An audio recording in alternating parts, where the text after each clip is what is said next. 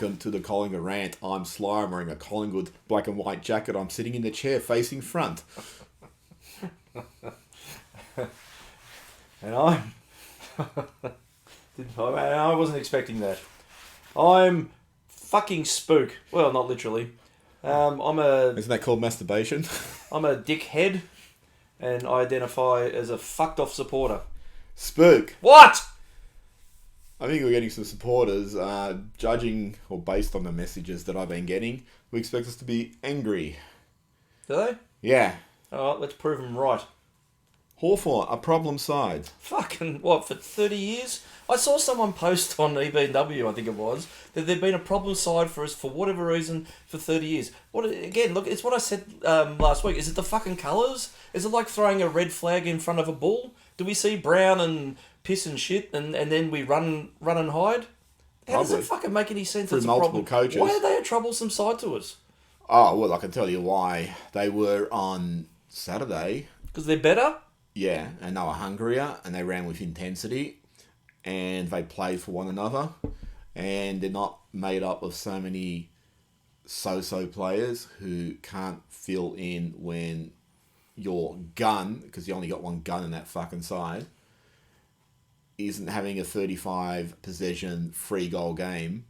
And we were talking about this a little bit earlier. I mean, fuck the game. Everyone saw it. We know what the fuck happened. It's not really worth going into, other than to say, thank you, Darcy Moore, for another pre-game speech, which obviously did wonders. I think the problem with seeing it is you can't unsee it. What the fuck happened to this side? Going into the bye, they were well positioned with players coming back. You go back earlier in the year, maybe they weren't entirely going on all 8 cylinders, but they looked like they were gearing up. And since the bye, it's all just fucking fallen apart to such a spectacular level. It's really hard to pinpoint. Like, we've talked about hunger, or maybe that's not quite there. But there's so much fucking wrong. There's a mate of mine likened it to watching a Tony Shaw game. Back in the Tony Shaw coach games. Under Tony Shaw, they had a dip. What was your question? What's gone on since the fucking bye? So you talk about... We're seeing this shit about Graham Wright. Kane Corns actually thought he had a really good point, that I don't give a fuck about Wright posting pictures. He's on holiday. He's got a right to do what the fuck they want. But he wanted to leave, and they've kept him on. And then they've restructured the whole football department to cover for a guy who doesn't necessarily want to be there anymore because he's just tired of, football. You've changed all the line coaches. So you've taken this thing which is working well, and you've gone, well, let's change it all. It's almost like they brought in another coach after a flag. The problem with that, though, is you could argue quite successfully up until the bye, though, it really wasn't having an impact. Because with the adversity of injury and all that sort of thing, they were still competitive, they were still winning, Up until 2 weeks after the bye, we were still contesting for a top 2, top 3 position. And then a couple of weeks later, we're now down in fucking 13th, looking like... Oh, we're not going to make the finals, so that's done. A world of shit. And so what's happened?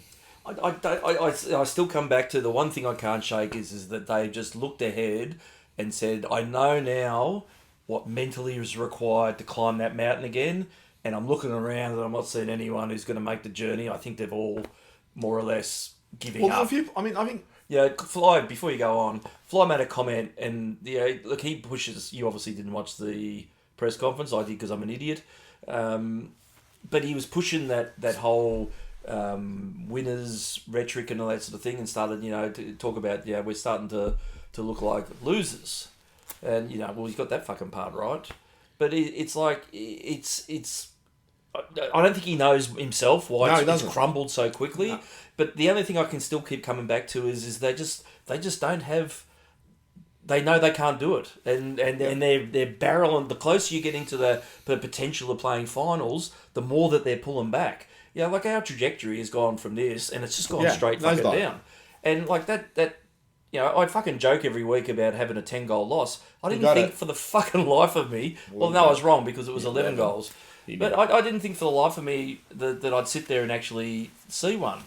Yeah, I'm no disrespect in terms of Craig McRae, but not interested in listening to the press conference where just if this is not who we want to be better than this, we'll get to work, blah blah. It's all the same rhetoric, and that's fine. I don't expect him to come out and say, I don't know what the fuck's going on, or this is pissing me off.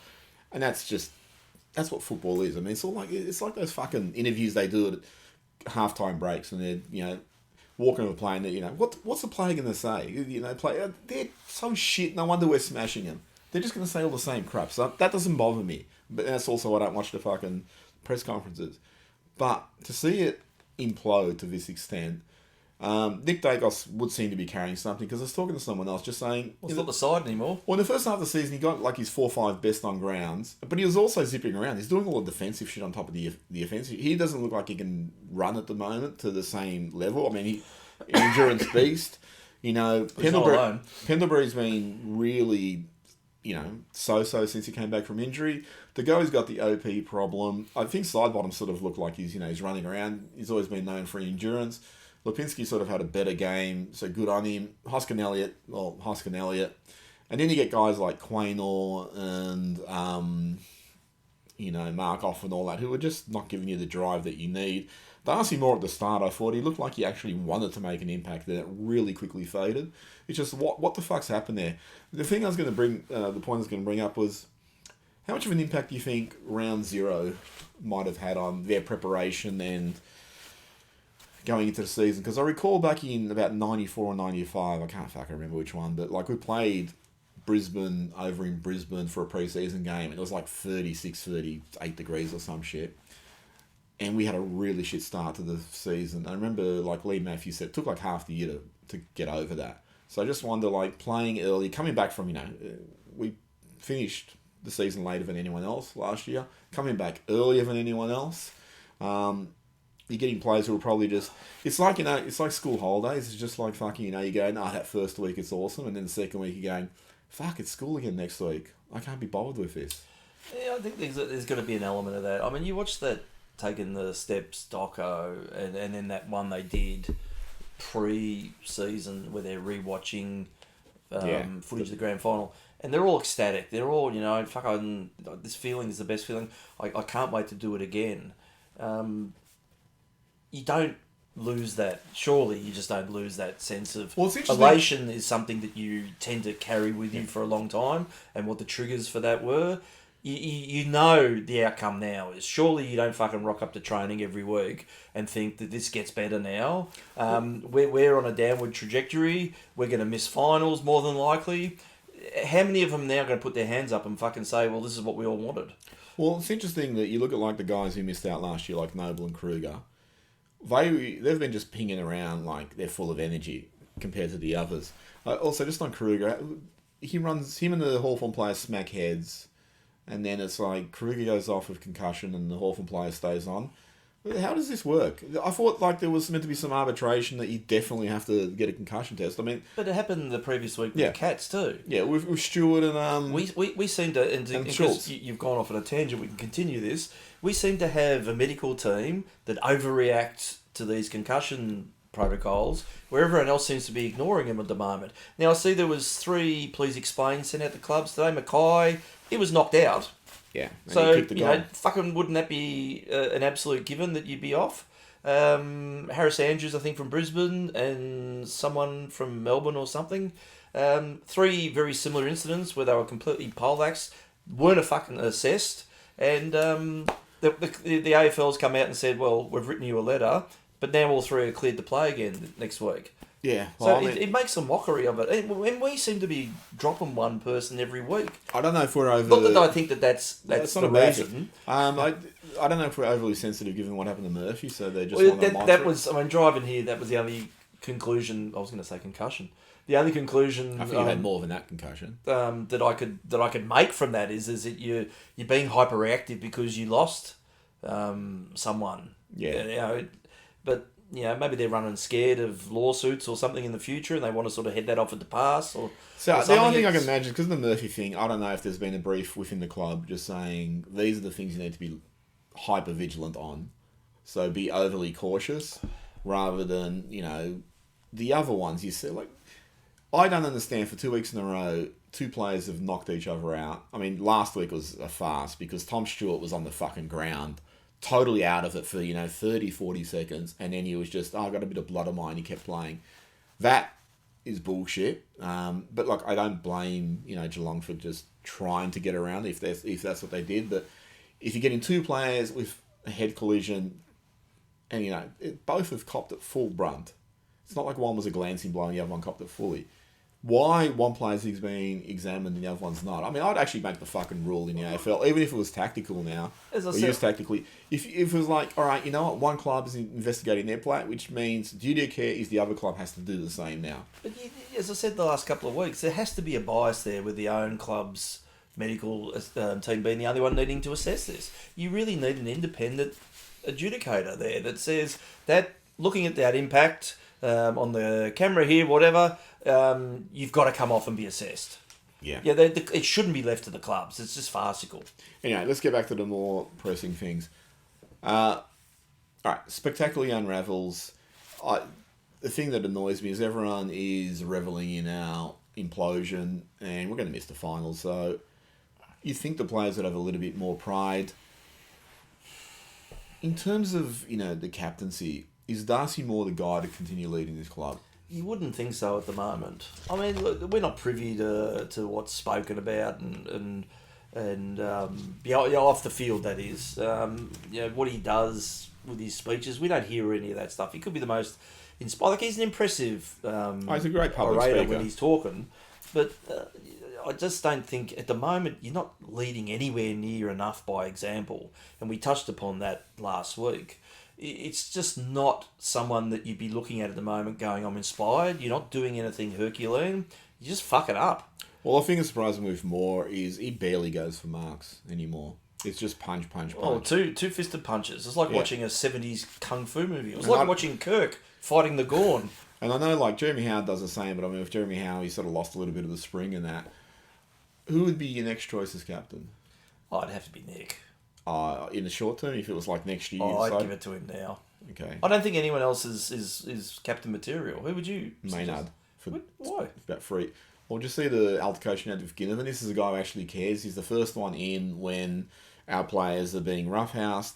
He leads by example. He's the one that goes 3, 4, 5 efforts. So with him, I'd look at like 2-3 years. I mean, Nick's 21. He's really fucking carrying the side. He's like, how much more do you want him to carry?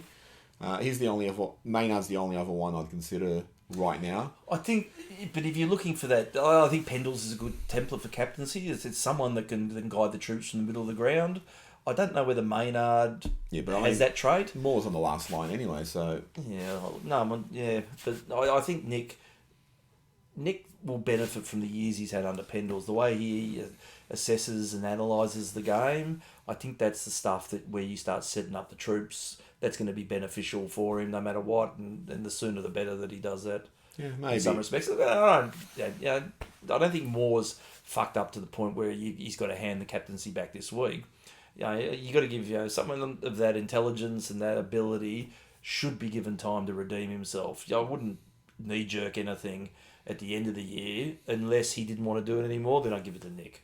Yeah, I don't know.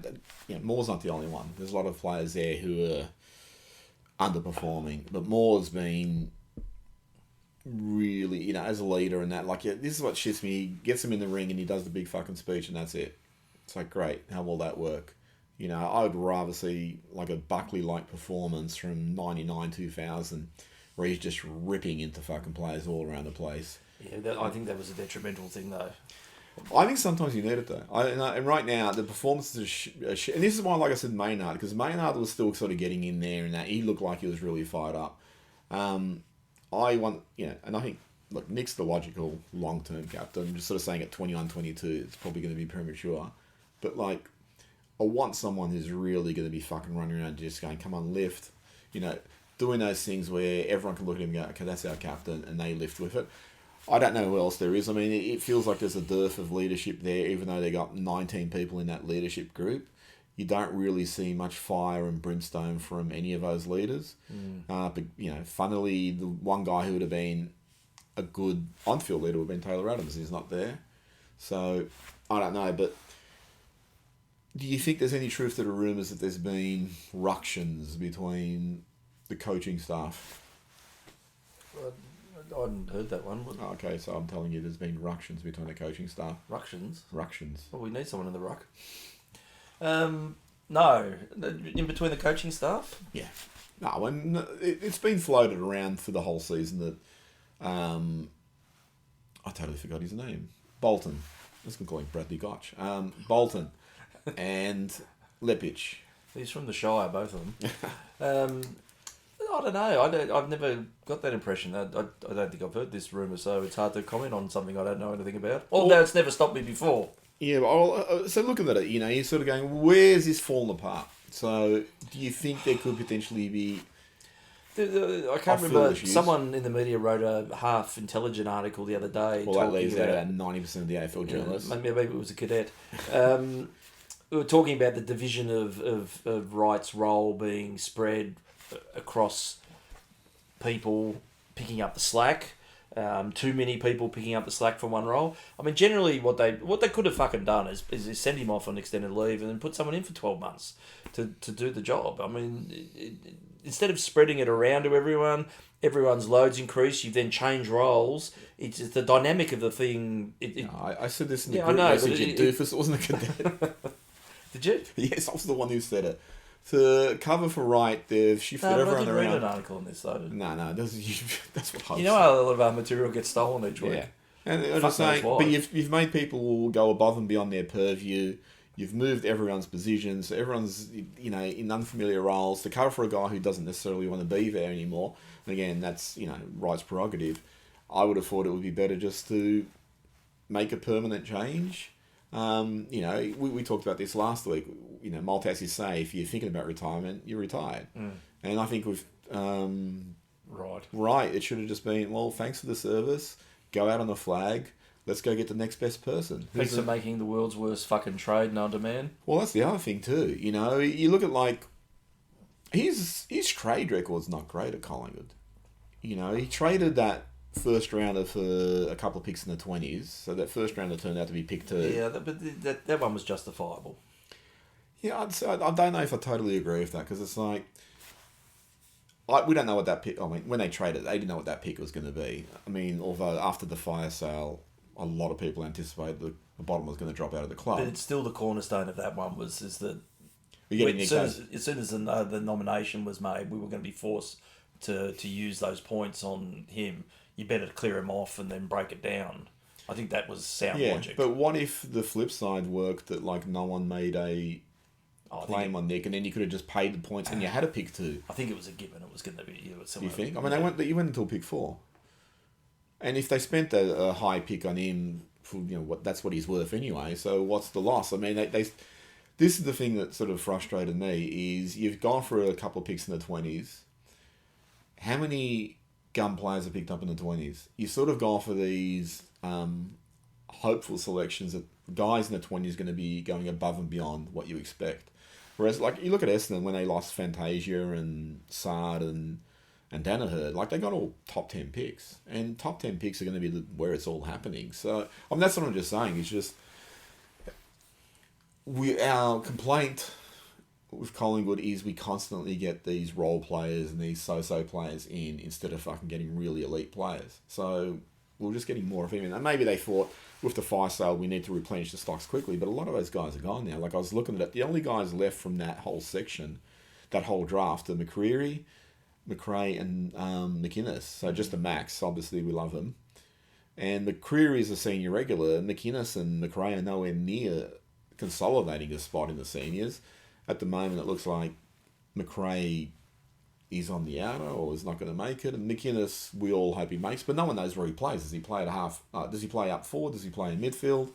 No one fucking knows. Anyway, but the Wright's, but then there was the other trades like Wright's done. What was the other one he did last year or the year before? I mean, offloading Ollie Henry, I thought the club should have just taken a stand and sent him to the draft. I understand why they did it, but given what a petulant brat he was, I would have rather just said, we're going to send you into the wilderness. And I would have... Especially when you're under contract still. Oh, yeah. And I would have said in relation to Henry, if he somehow gets to Geelong, the Premier, if he gets to pick 18 and Geelong can pick him up, then I would investigate. I would have said it all out. I'd investigate draft tampering. How no one else could pick up this top 20 pick. Because that's what would have happened. It would have been everyone just sort of going, hey, let's not take him because he wants to go to Geelong. And that's draft tampering, which is bullshit. You see, I mean, you can't read too much into rumours at the moment, but there's the one going around that Bailey Smith's bought a house in Geelong. And he'll probably fucking end up there. And they keep pitching this as this lifestyle choice, and players are taking less money to go there. It just sounds like fucking endless amounts of shit. Yeah. Look, they should have made the change to that position. The thing, what would you like going into next year? What do you really want to see in terms of what should the club target? We've talked about this. In terms of like Tasmania's coming in a couple of years, they'll have pre-zone picks for the next 15 years or something. With Collingwood, you go on the extensive rebuild that takes 2 to 4 years. That takes out Pendle's side bottom, Howe, Cox, Hoskin Elliott.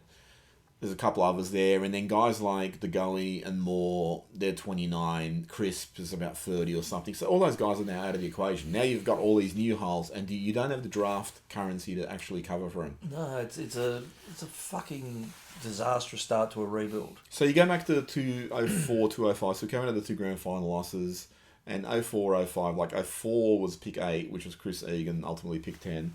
So he didn't make it, but then you had like Daisy and Pendles at pick 2 and 5, Reid and Brown at pick 8 and 10, Sidebottom at pick 11, Beams at 29. Retrospectively, he would have been a top 10 pick.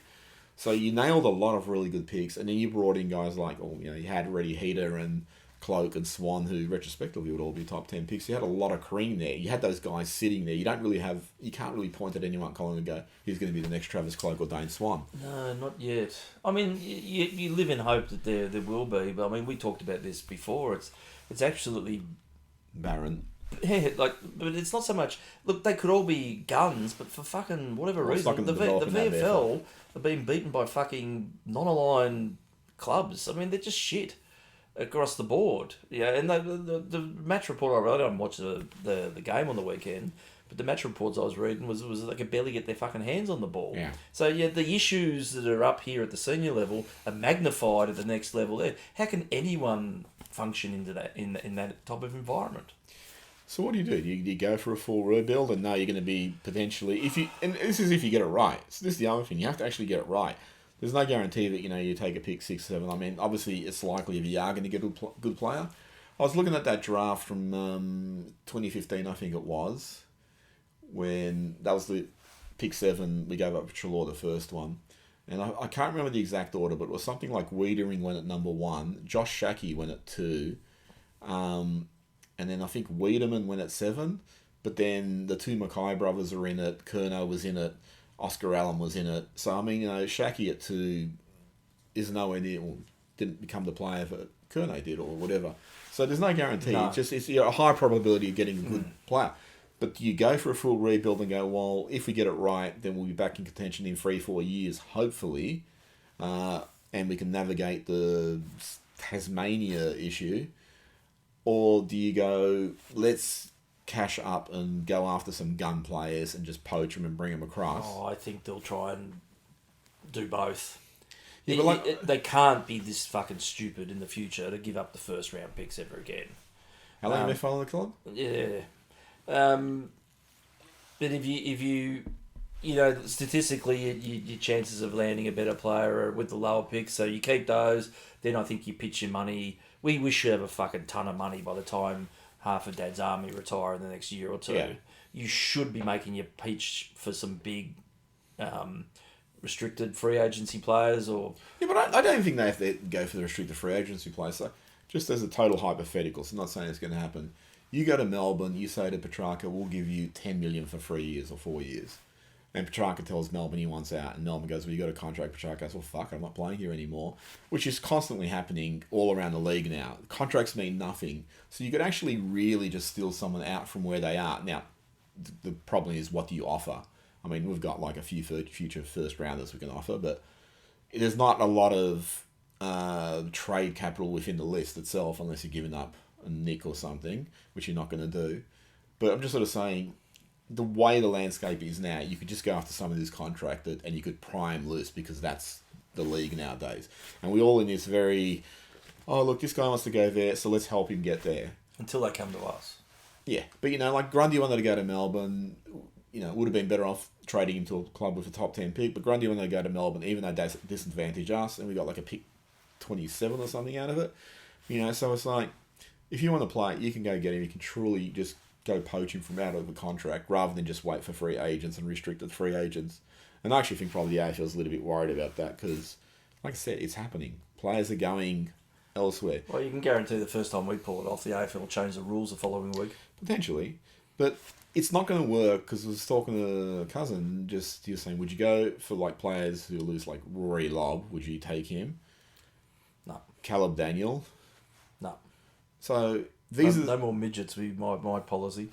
He's a really good user by foot, so I mean, if he was cheap, I'd probably go. But like, you can get these valiant foot soldiers, but what's that going to do for our prospects? You still need an elite spine. That's what I'm saying. What's that going to do for our prospects? In the next 2 years, North Melbourne will really blossom because of just the profile list. They're going to get more top 10 picks in at the end of this year. Carlton's sort of realising their ability now, finally. Sydney's got all his talent in there, so you're going up against sides that actually have cream. So it's not going to cut it to have a so-so side. Yeah, I mean, just getting back to what you were saying before, I think, ultimately, we have nothing to launch into the draft at the end of the year. Unless we trade into it, which we'll worship these premiership stars forever. We don't have a great history of cutting them and letting them go or anything like that. But who's? But that's the problem, like we talked about last week. There's really nobody apart from Nick who has an incredibly high. I mean, DeGoey potentially might get something nasty more, but I mean, are you really going to do that? There's rumours now that Quaynor wants out because of. But Quaynor at best, you're probably going to get a second rounder. Yeah, on current form, he's not setting the world on fire. Yeah, why? Oh, yeah, I know. But the thing is, we should be assuming the rest of the season turns to complete shit. That's it. Your fucking decision's made. You've got to start the rebuild. I don't think anyone could be really that deluded to think we can have another crack at it next year with another year of fucking older players and a huge fucking deficiency in the spine. You can't cover this stuff. Yeah, we pulled off a miracle the last 2 years by papering over it, and you got a flag. Good luck to fucking well done to everyone who's done it. But lightning ain't striking twice with this list now. It's proven. It's going to be in its death throes. Next year, if we leave things the way it is, we're not bouncing back. What do you think they're going to do though? What do you think internally they are looking at? I know they'll target some trades. I mean, that Sam Berry from Adelaide's one they're talking about. I've never heard of him in my life. But he's not in the elite bracket. So what do you think they're going to do at the club? Probably re-sign everyone over the age of 40 for another year. Probably. So, I mean, they're probably going to try and trade their way out of it.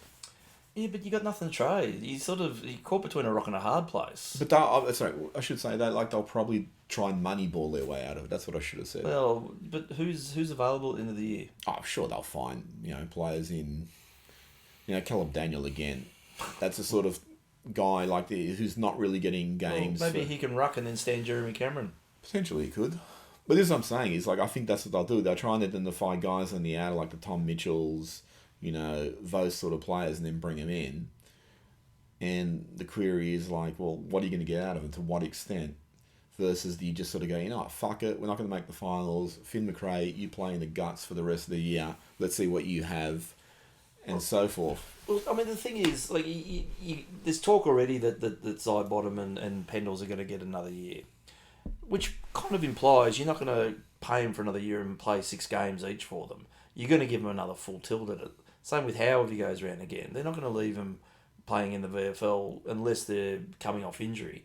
You're sort of just kicking away another year of looking at mediocrity. If you're going to rebuild, you've got to go fucking down quick to come up fast.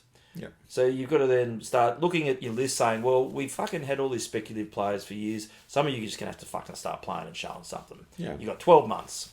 At the end of that, most of you are probably out of contract. You're going to be moved on and we start that build again when we have a fucking plethora of early picks.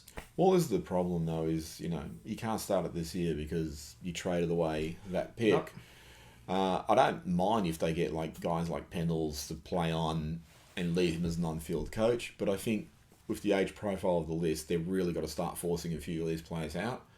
You know, The problem also with a player like Pendles is, and we've seen it done when he was, younger than he is now. You try him in different positions. He's only got one place he can play effectively, and that's in the guts. But he's getting slower as he's getting older. I mean, that's interesting though. I mean, I think up until he got his injury, I thought he was actually really good this year. And then no, he was, but this is the thing is, like, I don't know physically where these players are at. So you're looking at him, like Mason Cox, he's 33. Would you say have another year, or would you just go, thanks, you got the premiership?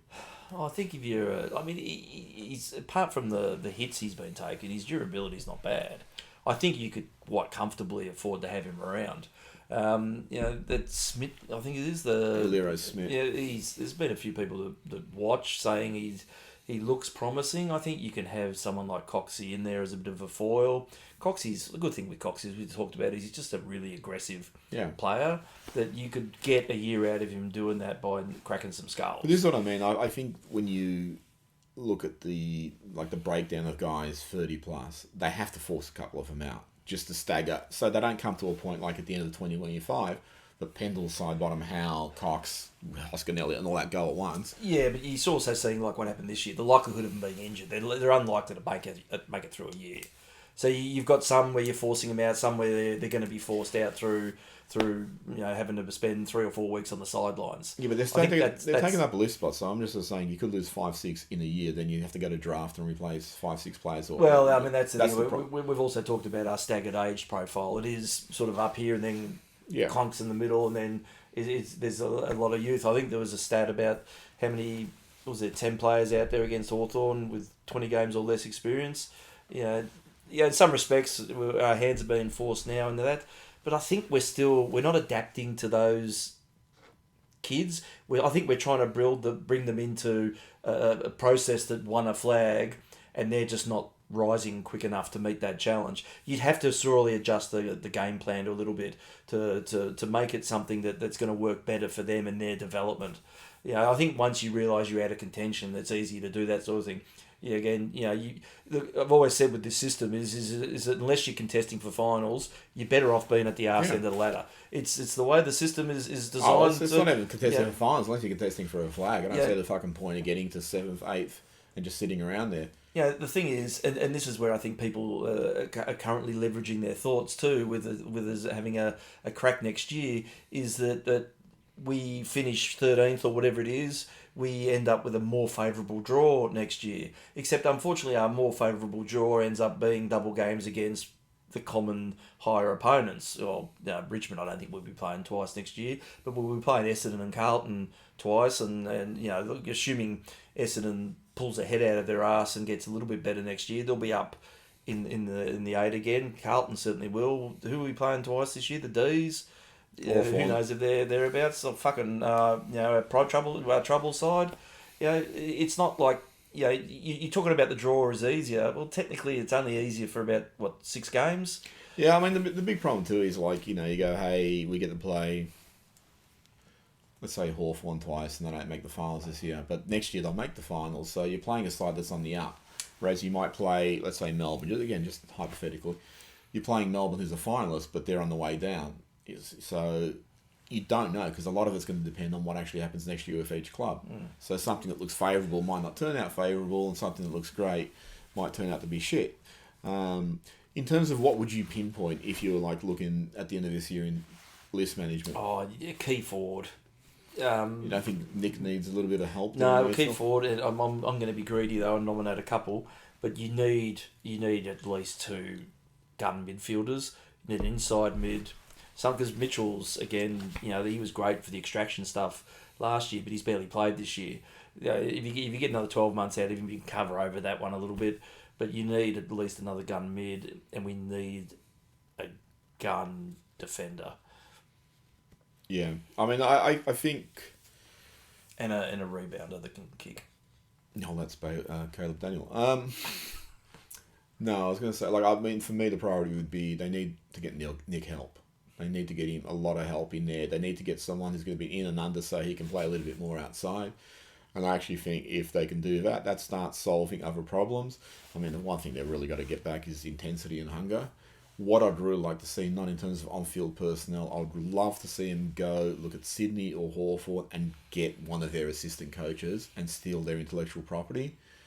Sydney's up there looking miles ahead. Hawthorn's coming up, so Sam Mitchell's obviously doing a really good job. I don't want to see the same coaching staff next year.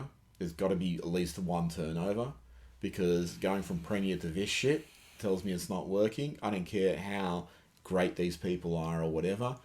They need an injection of some fresh ideas. McRae this is his third year. Great, thank you for the flag. But you know what? 3 years in, we're on the decline. You need someone to come in who's going to be a bit of a challenge to you, and also bringing in some new ideas and shit like that. And you saw like a few years ago when Sydney brought in that Don Pike, how much everything changed in terms of the way they played. So, just get some fresh ideas in there. It feels like a little bit stagnant. Oh, I'd still, not that he probably wants to do it or not. Well, there's two, I suppose, options. So Dangerfield's out at the end of the year. Is he going around again or quitting? Who knows? He's about fucking 900 years old. Yeah. The one I still would love to see at the club would be Luke Hodge. Get him out for the fucking commentator. He's no good at it, but he's a fucking prick of a player, and I think you still need. This lovey stuff was great for a while, but I think when the going gets tough, the tough needs to start coming out a little bit.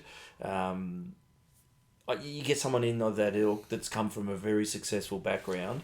He'd hit the ground running. My concern with Hodge is just that he's been out of the game for a while, so he's still hanging around it. Yeah, he's hanging around it. I see him in the change rooms all the time. Yeah, I just look at the successful clubs and go, let's go pinch one of their assistants. Do you have any other thoughts in the Collingwood Hawthorn game? No, I sat there at the ground thinking this is just close to one of the worst performances I think I've ever seen.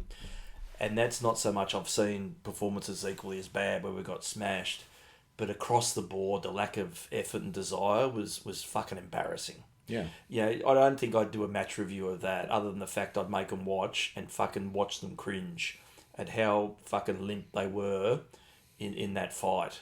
That's an interesting thing again, because you think that our team meetings, and McRae being the personality he is, you think he'd be saying, okay, guys, what do you feel is missing? So they're going to be getting feedback from the players, and they're all hearing it, and then they're showing up and just doing it all over again. And that's like a really big concerning thing. Yeah, I think the method I really liked when he took over and started talking about the winner mentality. I think when you've come from a shady background and that motivates you about, success comes from hard work, it comes from winning and all that sort of thing. But then when you've tasted the ultimate prize, I think the tact needed to change a little bit, because at the moment now it feels like he's throwing jabs in the press conference about, well, you're a bit of a loser. Well, now you're a bit of a loser. We're all feeling like losers. It's like that's meant to be insulting. I think anyone could look at the moment and know what the elation of victory feels like with a fucking Dow performance.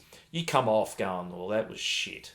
Yeah. Or my team was shit today. I don't think you need to be reminded of being a loser and using that as motivation, as generating a positive thing from a negative statement. It just doesn't seem to make any sense. I think you've got to sort of dispense with some of this stuff and reset the expectation playing field about re-attaining prominence or being the club that the Collingwood should be at the top of its tree. It's no good being up there for 5 minutes and then plummeting down. Yeah, I agree. I would simply be going, listen to the way everyone is reveling in your failure. Oh. Is that where you want to live? In that spot? Is that...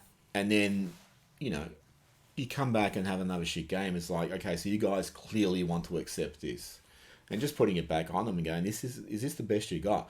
And I've probably said it before. I hate losing, but I'll take losing if you fucking try. And Yep, 100%. And, last week was probably the first time where I really felt it didn't seem they tried to the level they needed to try, and two, they almost fucking became like deers in the headlines with Hawthorn's hunger. It's like they recalled and was like, I don't want to taste this. And they played fucking timidly. It was really, really disappointing. So they got Richmond this week. What's your tip with Richmond? I don't really give a fuck. Someone said to me, "Oh, we'll beat Richmond, and then everyone will think we're back and all that sort of shit." And it's like, I don't think we'll beat Richmond. Before we go to this, though, I want to talk about Jack Ginnivan for a minute. Because we defended him for years. Yeah. And I don't know how you feel. We haven't spoken about this. But his carry-on the weekend, and look, we can be fucking judged as being hypocritical, that sort of thing. Yeah, hypocritical. I thought the fucking carry-on was fucking appalling. And look, it's probably an easy thing to put a target on your back by saying that. But what shits me with him is that I think you've got to realistically look at his performance last year. In through the finals, he did fucking 9 degrees of fuck all. In the grand final, you did fuck all. I think you've got to learn to know when to pull your fucking head in when you were gifted something, and you got a great gift. You know, I made the gag on the weekend that fucking, I think Cameron Mooney worked harder for his North Melbourne Premiership medal than the Ginnivan. To try and rub it in the face, you've got to show some respect about where you come from. To come off the fucking ground going, well, they're all my mates and that sort of thing, we fucking really enjoy this, just really shows what a classless person. And I think we were probably, maybe me, you, whatever, we were blinded a little bit when he was one of ours, but when you see him in the light there, it was like, actually, I fucking regret all the support given. I think there's quite a few Collingwood supporters feeling a bit let down by that. And I don't expect you to fucking leave the club and, you know, to come out under a bit of a cloud, the reasons why. But, you know, at the end of the day, I think you got to look at yourself and say, well, I was part of the problem, why they got rid of me. Or whether it was a mutual decision, who fucking knows. But the thing is, I think just that smart-ass moments, it was just not necessary. You compare him to, like Brendan Goddard. I remember when he played the first time against St Kilda for Essendon. And, like, at the end of the game, they interviewed him post-game and he was just in tears. Like, he was talking about how much he loves the Saints. I mean, the one thing... These are the three things I'll say about Ginnivan. He's entitled to do what the fuck he wants. Yep. So, good on him. 2, I think his behaviour actually speaks to why they felt we're not going to carry this guy. Yep. As you said, classless.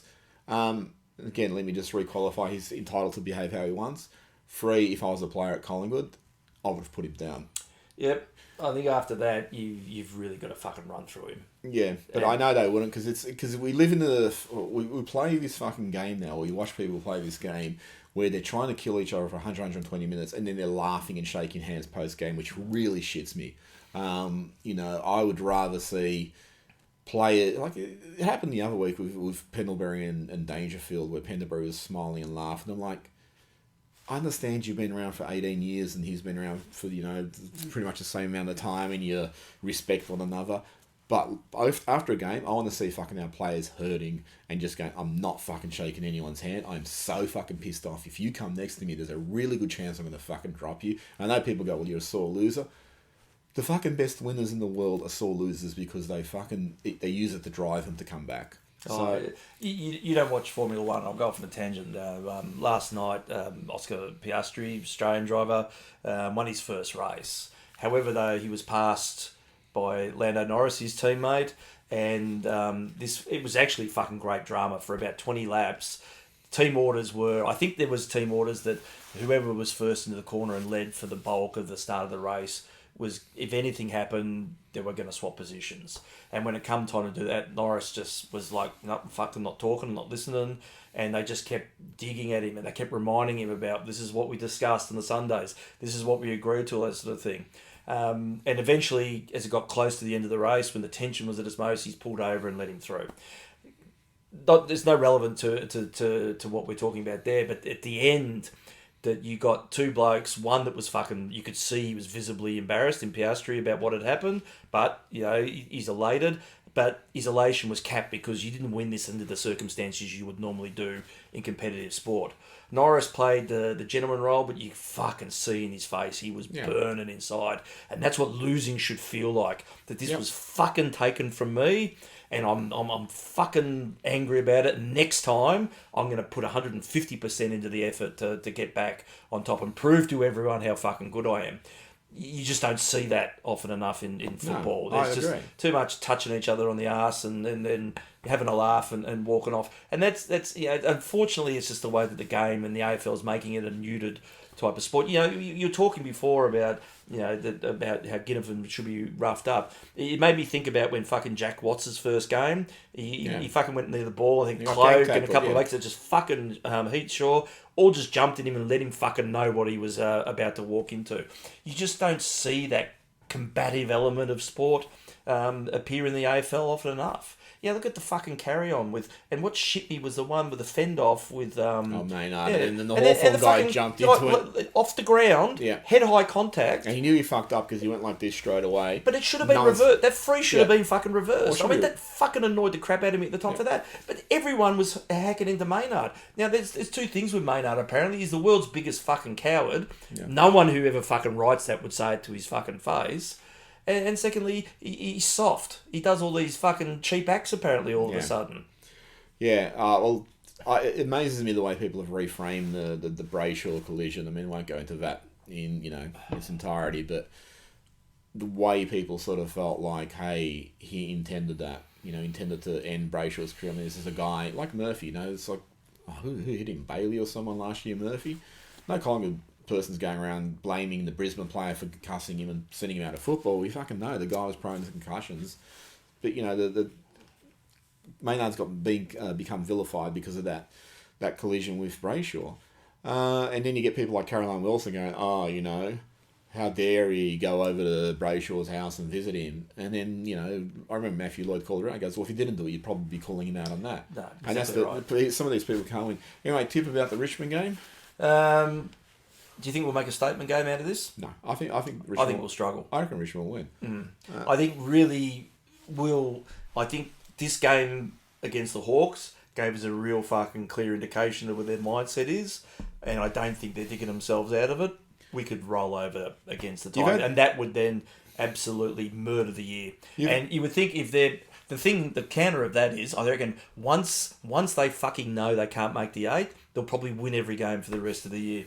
Well, at least we'll have a draft pick to look forward to.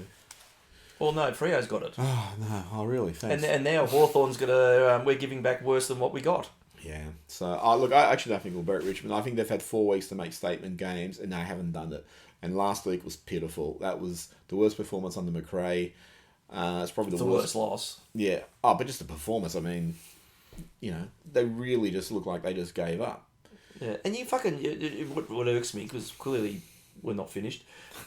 is that this is Collingwood to a T.